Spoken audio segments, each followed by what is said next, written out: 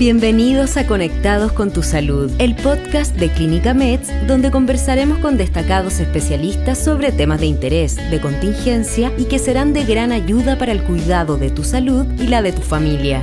Bienvenidas, bienvenidos a Conectados con tu Salud. Les saluda Nelson González. Otro capítulo de nuestro podcast de Clínica Meds y hoy con dos grandes y destacados profesionales de nuestra clínica para abordar un tema que es muy interesante, quizás se conoce poco, pero que tiene relación con la corrección de la mordida y la cirugía maxilofacial. Y para ello nos acompañan estos médicos, especialistas en cirugía bucal y maxilofacial, el doctor Luis Córdoba. Bienvenido, doctor. Muchas gracias. Y el médico Cristian Droguet, también muy bienvenido. Muchas gracias.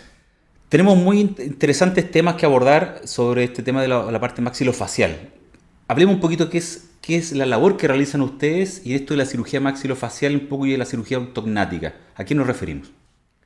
Bueno, la cirugía maxilofacial es una especialidad quirúrgica que se dedica a tratar y a corregir quirúrgicamente, la mayoría de las veces, la salud bucal y maxilofacial, es decir, lo que comprende los huesos maxilares, dientes incluidos. Y particularmente la cirugía ortognática lo que hace es corregir la posición de los maxilares y a veces el tamaño de los maxilares cuando están en una mala posición. Para ello se necesitan una serie de etapas que ya las vamos a analizar, por ejemplo una preparación de ortodoncia, interacción con otros especialistas del área y que finalmente redundan en una cirugía correctiva que va a, en un acto quirúrgico, reposicionar los huesos maxilares en su lugar. Y en esta etapa se llega a esto de la cirugía maxilofacial cuando una etapa previa, quizás la parte de ortodoncia, no ha funcionado, no ha dado el resultado que se esperaba, o es también una etapa que va acompañada de esta primera etapa de ortodoncia y después viene la cirugía maxilofacial. Sí, la cirugía ortognática tiene ciertos requisitos, por decirlo de alguna forma. Debe haber una preparación ortodóntica previo a la cirugía, para justamente preparar la posición de los dientes y esta posición permita, junto con los movimientos de los maxilares, es decir, hablamos del movimiento de los propios huesos maxilares, permitan a su vez también entregar una adecuada relación de mordida o de oclusión dentaria. Y esto cuando hablamos de esta corrección de la mordida, es cuando se viene una etapa desde pequeño, desde niño, hay una cierta etapa que ya hay que corregirlo cuando ya seguramente se ha firmado la parte de la mandíbula, los dientes de los chicos, hablamos quizás de 15 años hacia arriba, ¿de qué edad estamos hablando?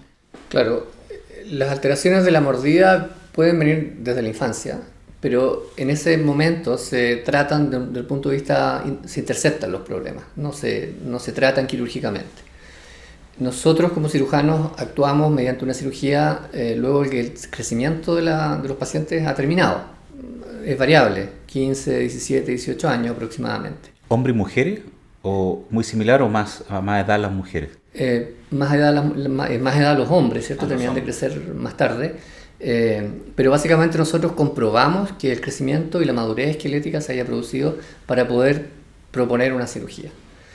Todo lo que viene antes es manejo ortodóntico, ortopédico, no quirúrgico, salvo algunas excepciones de algunos cuadros más complejos que requieren algún tipo de intervención, distracción ósea, por ejemplo, pero cuando hablamos de cirugía ortognática es en un paciente ya maduro esqueletalmente. Ahora, al respecto de eso, creo yo que es importante también tener en consideración que efectivamente la cirugía se hace con el paciente ya con el crecimiento esqueletal completo, pero la preparación ortodóntica puede partir antes. O sea, no necesariamente hay que empezar con la preparación de un paciente una vez que ya ha alcanzado la madurez esqueletal, sino puede empezar previamente e idealmente para no postergar tanto la corrección esqueletal de la cara que ese paciente necesita. O sea, hablamos que son un par de años, un año antes. Habitualmente, quizás como tiempo promedio, la ortodoncia de preparación toma 2 años. Y esto mucho de problemas de nacimiento, más que se pueden sumar quizás algún accidente, algún golpe que haya generado algún problema maxilofacial. Algunos son de nacimiento, es decir, son producidos in útero y los llamamos malformaciones y tienen un tratamiento que a veces es quirúrgico, que parte en la etapa infantil, pero la gran mayoría son anomalías del desarrollo que se van produciendo durante el crecimiento, durante la infancia del paciente, se manifiestan algunos mayormente en la adolescencia y que finalmente son tratados mediante cirugía al final del crecimiento. No tanto secuelas de trauma, son más que nada alteraciones de la mordida que no fueron corregidas en su minuto, pero por otro lado también hay herencia. Hay familias enteras que tienen un biotipo y un perfil determinado y que hagan lo que hagan, van a tener algún tipo de manifestación de su anomalía de mordida o oclusión. ¿En qué consiste la cirugía, doctor? ¿Se utiliza algún elemento de nuestro cuerpo, algún hueso en otra parte del cuerpo? ¿Cómo para que la gente conozca un poquito más? Habitualmente no es necesario ocupar injertos en la cirugía ortognática, en ocasiones sí, pero lo habitual no es eso. Y es una cirugía que a través de osteotomías, es decir, de cortes en el propio hueso, permite movilizar estos a la posición deseada. Y esta posición deseada se estima de acuerdo a un análisis y un estudio preoperatorio, que es bien acabado, donde programas computacionales más un análisis facial son implementados para efectivamente definir la posición a que los maxilares deben llegar. Y esta posición también se define de acuerdo a criterios funcionales, fundamentalmente, pero también, por supuesto, que parámetros cosméticos, porque estamos hablando de la cara, donde el principio cosmético o seguir principios cosméticos también es muy importante. Y estos parámetros funcionales obedecen a condiciones propias de la mordida, como elemento también muy importante al calibre de la vía aérea superior, de manera de poder entregar un volumen favorable para una adecuada respiración. Y como mencionaba, parámetros cosméticos y funcionales que también incluyen a las articulaciones temporomandibulares. ¿Y cómo es el posoperatorio? Viene la cirugía, está un par de días, es ambulatorio, y el posoperatorio, ¿cómo es para esta persona? Es una cirugía que requiere un posoperatorio en un ambiente hospitalario, sean 1 o 2 días en promedio el posoperatorio, pero dado que la intervención es de una invasividad mayor, tenemos que manejar a ese paciente en condiciones óptimas para darle medicamentos endovenosos. No sirve o no es muy eficiente ni recomendable usar medicación oral, por ejemplo. Todo tratamiento postoperatorio es endovenoso, y por otro lado, para asegurarnos que el paciente pueda respirar bien, controlar las heridas operatorias del primer y segundo día y que se vaya a su casa de manera autónoma, es decir, que camine, que se alimente y que pueda seguir las indicaciones postoperatorias. Y después viene un chequeo al mes siguiente. ¿Cómo va avanzando el paciente en su...? Hay distintos protocolos. En general uno ve al paciente dentro de la primera semana para asegurarse que la mordida que uno definió no se pierda, y le enseñamos al paciente a usar unos elásticos que van a guiar su mordida y la van a mantener en esa posición durante el mediano plazo. Y luego ya vienen controles dependiendo mucho de cada paciente. Hay pacientes que logran la autonomía muy rápido y otros que les cuesta un poco más. Entonces, generalmente mi control es a la semana, y luego le doy unos 10 días de libertad y lo vuelvo a controlar en 10 días para ver que todo vaya bien, siempre con un control telefónico muy, muy cercano. Ah, perfecto. ¿Y en el caso de alivios para pacientes con apnea del sueño, tiene alguna relación también? Absolutamente, sí. Es característico que los pacientes que tienen una apnea obstructiva del sueño son aquellos pacientes que llamamos nosotros de una clase esqueletal del tipo 2 o pacientes retrognatas. Por estos pacientes retrognatas no solo se refiere a que hay una mandíbula pequeña, sino muchas veces también hay un maxilar superior con un escaso desarrollo y una falta de proyección anterior. Y dado que los maxilares son determinantes fundamentales de la vía aérea superior, al estar esto en una posición más posterior, obliga a que las estructuras blandas que dependen de ello, ya sea la lengua en el caso de la mandíbula, ya sea el velo del paladar para el maxilar superior, también se van a ubicar en una posición posterior y van a invadir la faringe, quitándole volumen a la vía aérea superior.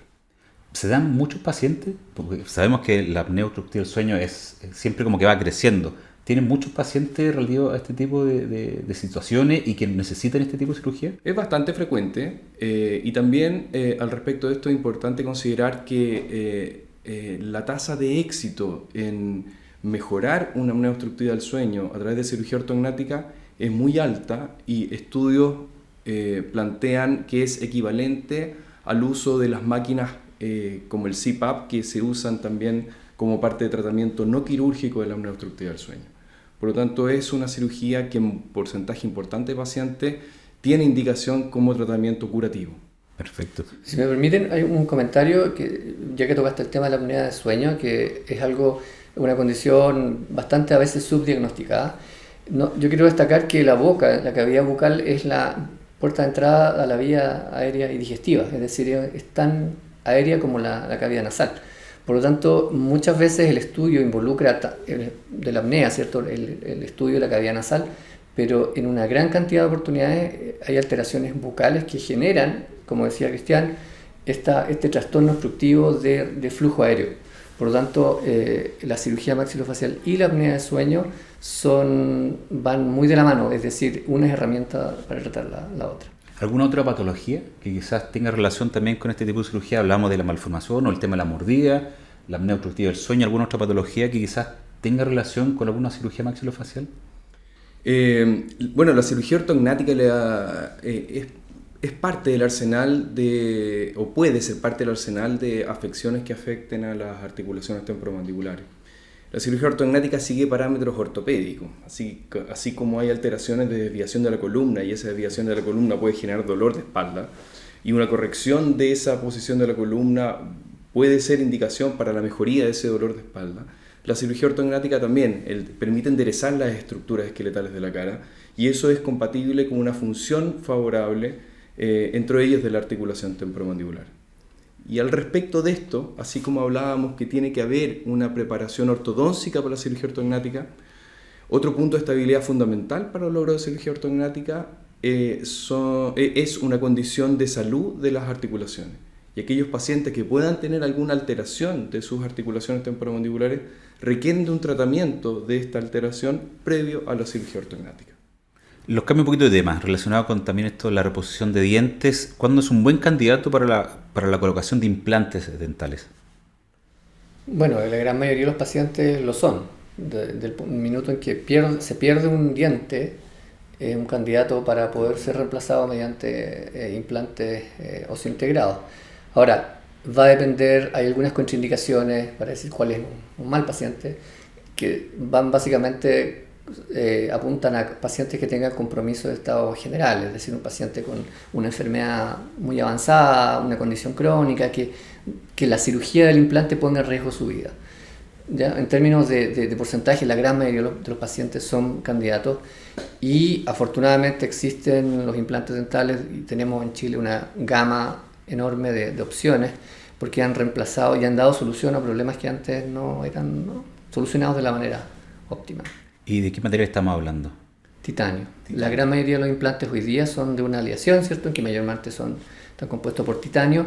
Y la gracia del titanio es que tiene esa capacidad de inducir al hueso receptor, ¿cierto? Al lugar donde estamos instalando el implante, que formen un nuevo hueso alrededor de él. Es decir, no es rechazado, no hay una respuesta inmunológica que lo vaya a complicar, a rechazar, como podría ser un injerto de otro material. ¿Y el proceso de colocación de implante, cuánto dura específicamente? La cirugía misma es una cirugía corta en los implantes convencionales, que hablemos el implante osseointegrado roscado. Hablemos de unos pocos minutos, el proceso completo durará una media hora en la instalación de un implante. Una técnica quirúrgica que sobre un lecho favorable, es decir, con un volumen de hueso adecuado, es una técnica bastante simple, con cuidados postoperatorios también bastante menores y simples. En su mayoría se requiere un tiempo de espera para una rehabilitación, es decir, la construcción de las prótesis dentales que se van a anclar sobre estos implantes, que es fluctuante, digamos, pero en promedio hablamos de 3 o 4 meses de espera para la construcción de esa prótesis definitiva. Y después viene el trabajo con kinesiólogo, ¿no? Especialista también para seguir trabajando en la etapa post-cirugía. No, en este caso es más bien con odontólogos especialistas en rehabilitación, que son quienes hacen la construcción de esta prótesis final, digamos, que se va a anclar sobre los pilares que estamos poniendo, que son los implantes integrados. ¿Y qué tipo de pacientes son los más habituales que están recibiendo? ¿Pacientes mayores? Algunos quizás han sufrido algún accidente, pero son de una edad sobre 40, 50 años promedio. La verdad es que es variable. Mientras mayor el paciente, más posibilidades ha tenido de perder piezas dentarias. Y estas causas pueden tener que ver con enfermedades periodontales, que son aquellas que afectan el hueso que sostiene las piezas dentarias. U otros pacientes que secundarios a accidentes de todo tipo, de trayecto, de de deporte y qué sé yo, que han perdido piezas dentarias, la forma sin duda ideal es hacer la reconstrucción o la rehabilitación a través de los implantes integrados. Quizás el deporte como el rugby a lo mejor, ¿no? Me imagino que puede ser alto impacto que han sufrido. La verdad es que todo tipo de deporte sujeto a caídas, digamos, nosotros nos ha tocado ver frecuentemente pacientes jóvenes que han tenido este tipo de lesiones por actividades deportivas de distinto tipo. ¿Y recurren a protectores bucales, por ejemplo? ¿Uno se les sugiere, se les recomienda? En aquellos deportes, claro, que son de un alto riesgo de tener golpes, efectivamente. Doctor, y hablando un poquito de esta ortodoncia prequirúrgica que también habíamos conversado previamente, ¿a qué nos referimos cuando hablamos de esta ortodoncia prequirúrgica? Bueno, la ortodoncia prequirúrgica es el tratamiento correctivo de la posición de los dientes, pero que apunta a una cirugía, que es lo que hablamos al principio, que es la cirugía ortognática. Es decir, aquí, y quiero hacer, esto no lo habíamos mencionado, pero es muy importante entender la cirugía ortognática como una cirugía que se hace en equipo. Y el participante muy importante es el ortodoncista, porque es el ortodoncista quien va a preparar las arcadas dentarias para que nosotros en la cirugía podamos corregir y poner correctamente los maxilares en posición. Entonces, la ortodoncia prequirúrgica lo que hace es preparar el terreno para que nosotros en la cirugía podamos tener una buena oclusión que previamente fue planificada. Y esto estamos hablando de materiales también que avanzan en el tiempo, van mejorando. ¿Qué es hoy? ¿Cómo está la tecnología en este sentido? A ver, la tecnología en relación tanto a la preparación ortodóntica como a la preparación quirúrgica han ido cambiando, ¿cierto? Antes se usaban brackets, no se usaban brackets, después se usaban brackets metálicos, hoy día hay brackets cerámicos. Hay materiales, ¿cierto? Hay técnicas nuevas de Invisalign, etc. Desde el punto de vista de la tecnología que nosotros estamos usando y también los ortodoncistas, eso ha cambiado un montón, porque hoy día la planificación tanto del tratamiento ortodóntico y del tratamiento quirúrgico es digital y nosotros podemos predecir los movimientos dentarios, podemos predecir los movimientos óseos del maxilar y lo que ha mejorado, pero en un 180% grados, ¿cierto? La precisión de la cirugía. Tenemos cirugías hoy día más precisas, más cortas, lo que redunda en un postoperatorio mejor. ¿Y los tipos de pacientes también que le llegan al respecto? También hablamos de pacientes mayores, jóvenes, con muchos problemas también quizás. No, la gran mayoría son pacientes que están en adolescentes, ¿cierto? En su etapa final de adolescencia, alrededor del fin del crecimiento, que han sido diagnosticados previamente y preparados por ortodoncia, pero también hay pacientes adultos y cada vez adultos, no mayores, pero adultos de alrededor de 40, 50 años que deciden en algún minuto tratarse su problema de mordida y lo enfrentan y con buenos resultados. Evidentemente se necesitan probablemente ortodoncias un poco más adaptadas porque a veces faltan dientes, la condición de las encías no es la misma, pero hoy en día es un estándar absoluto. Ser adulto no es una contraindicación para la cirugía ni para la preparación ortodóntica. Y muchas veces es una indicación, como en los pacientes que tienen apnea obstructiva del sueño, que muchas veces son pacientes que debutan o consultan en edades mayores que los pacientes más jóvenes. A ese nivel. Claro. Y cuando estamos hablando de la preparación que van realizando ustedes también, hablamos de un par de meses, trabajo con ortodoncista y después entra usted en la parte maxilofacial. Sí, yo diría que en menos de un año es excepcional. La gran mayoría de los tratamientos y las preparaciones son de alrededor de un año, algunos más, algunos menos, pero diría en promedio. Es raro el caso que se opere con una ortodoncia más corta. Hay algunas tendencias también a hacer cirugía primero, pero tiene ciertos requisitos. Yo diría que el gran porcentaje son ortodoncias de alrededor de un año prequirúrgicas. Una vez que la ortodoncia ya está en condiciones, ahí hay que hacer un estudio preoperatorio, que lo hacemos nosotros. Y el estudio preoperatorio toma entre 2 y 3 semanas para poder definir exactamente bien lo que debemos hacer en la cirugía. O sea, hay una preparación con un equipo multidisciplinario que es muy importante, que sepa la gente a qué tipo de tratamiento se está sometiendo, del tipo de profesionales que están trabajando, que además es un tema menor cuando tiene que ver con el rostro, el trabajo de nuestros dientes, que es la parte más visible que muchas veces tenemos cuando estamos conversando en reuniones sociales, que como lo decía anteriormente también una parte estética también que es muy, muy importante, ¿no? Así es. Y cuando hablamos de injertos óseos, ¿en qué caso ya llegamos a esa etapa de los injertos óseos?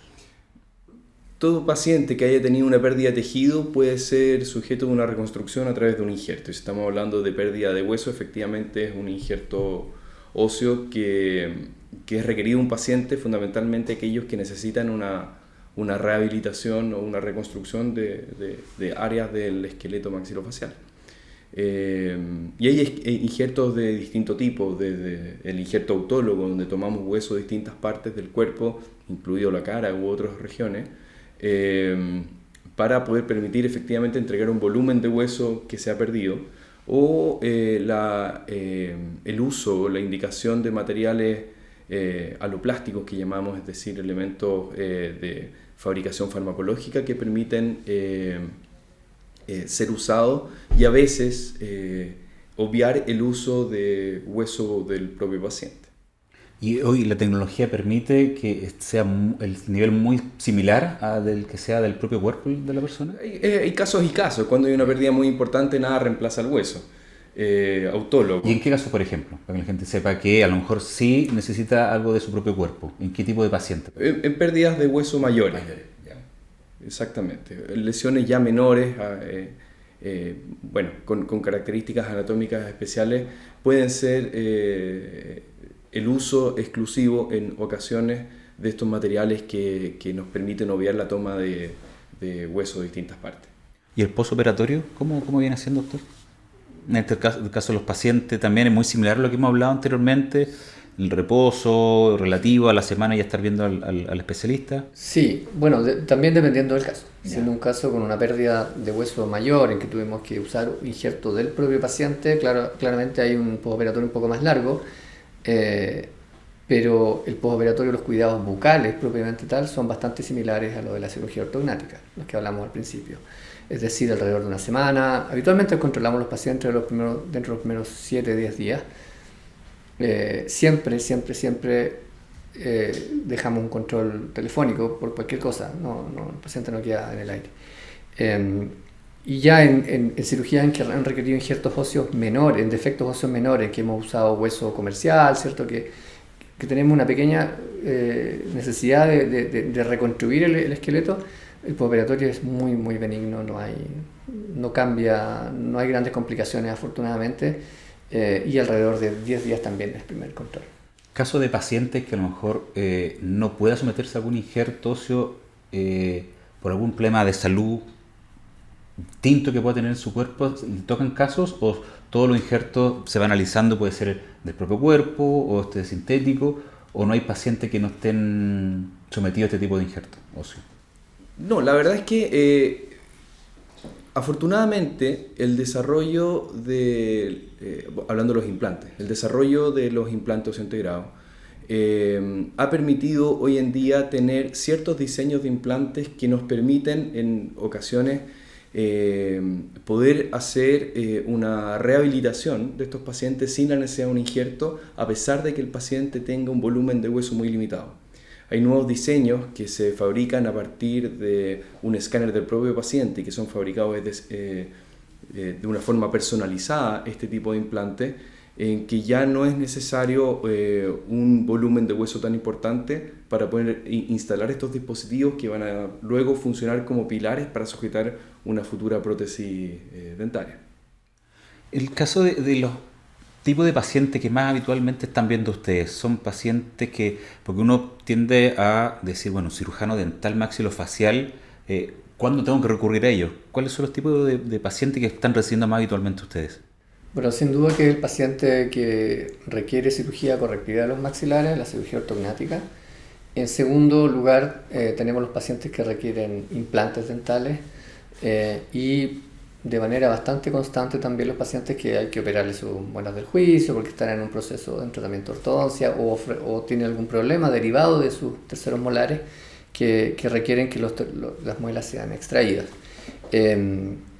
También tenemos pacientes que nos consultan por patologías óseas, tumores benignos de los maxilares, que requieren, por un lado, un estudio bien acucioso, es decir, una biopsia ósea, y también, por otro lado, pensar en la reconstrucción con injertos o sin injertos de esos mismos pacientes.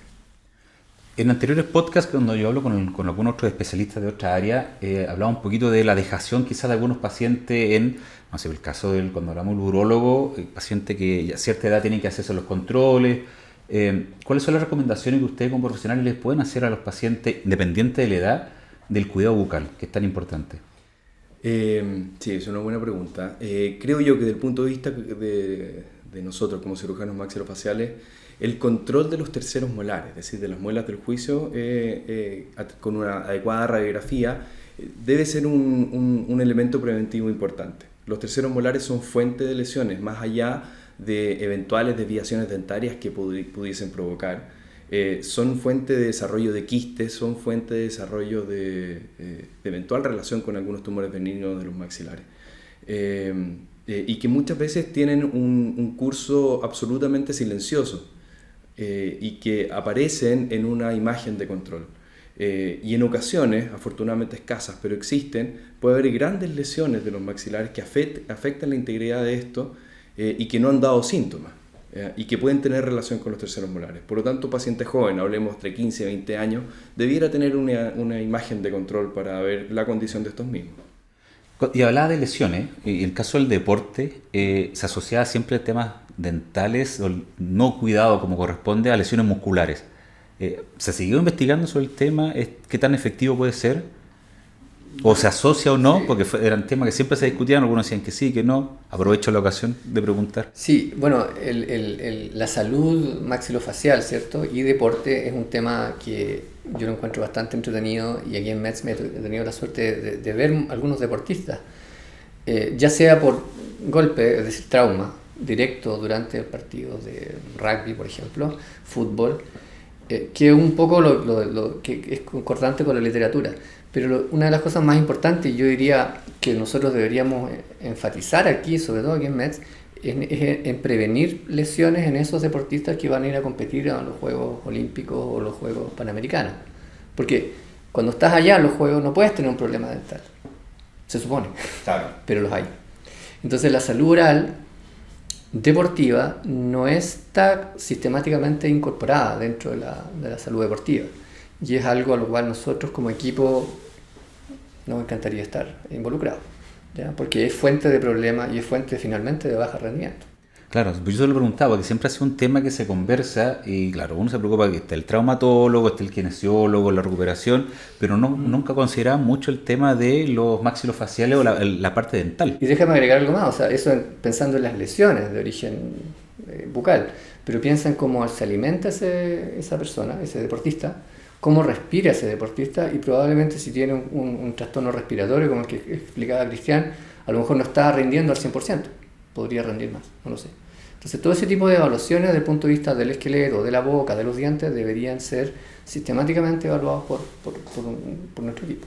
Y se hace un trabajo también multidisciplinario, ya para ir finalizando, cuando hablamos de la parte respiratoria, con los otorrinos, por ejemplo, conversan temas de pacientes que a lo mejor tiene que ver con la relación con ellos, o ellos le derivan a ustedes porque está más relacionado con la parte maxilofacial. Claro, hay una derivación conjunta entre los otorrinos y nosotros cuando hablamos de pacientes con apnea obstructiva del sueño.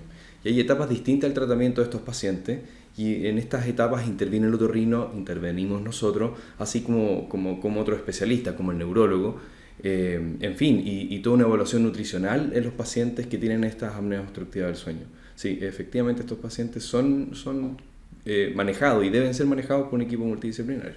Perfecto, yo les quiero agradecer a ambos la presencia en la jornada de hoy para hablar de un tema muy interesante. Siempre queda más conversación y la parte deportiva, que yo creo que va a ser un punto muy importante, pensando que ya vienen los Juegos Panamericanos, así que quedan invitados para una próxima ocasión a nuestro nuevo capítulo de Conectados con tu Salud, el podcast de Clínica METS.